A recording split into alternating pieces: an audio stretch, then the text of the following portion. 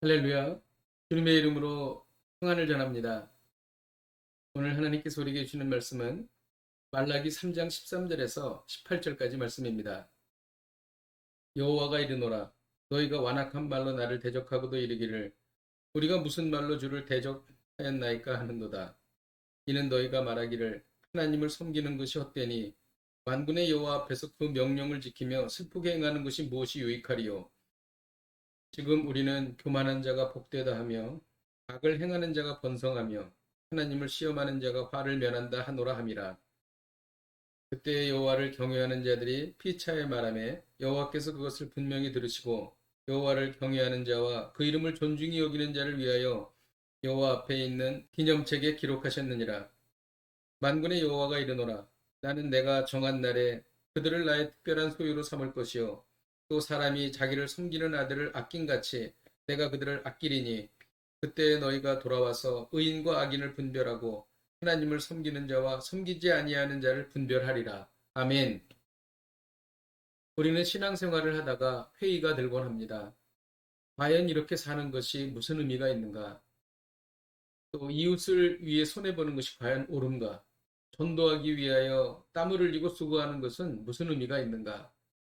억울하게 참고 견디는 것은 과연 의미가 있는가? 라고 갈등하곤 합니다.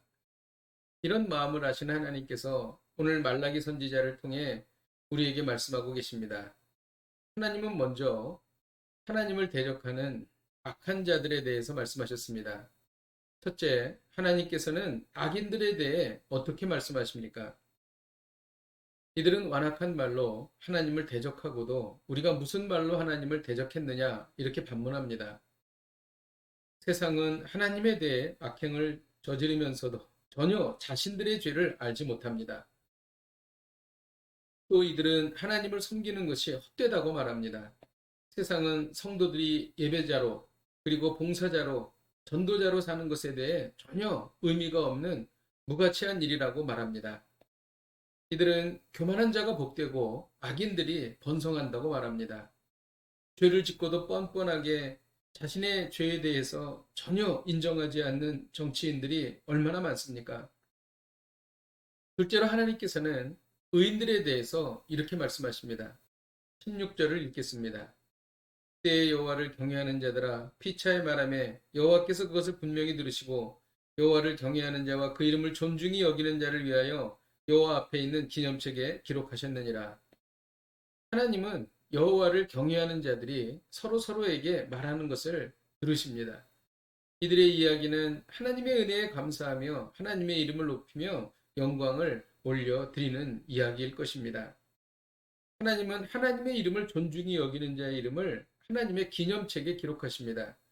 이 책은 성도들의 상급을 주기 위해서 기록된 책으로서 예수 그리스도께서 이 세상 마지막 날 백보자 심판 때에 이 책을 사용하게 될 것입니다. 하나님께서는 의인들에게 어떤 상급을 베푸십니까? 17절에 나와 있는데요. 정한 날에 그들을 하나님의 특별한 소유로 삼으십니다. 베드로전서 2장 9절에는 너희는 택하신 족속이요 거룩한 나라요 그의 소유가 된 백성이라고 말하고 있습니다.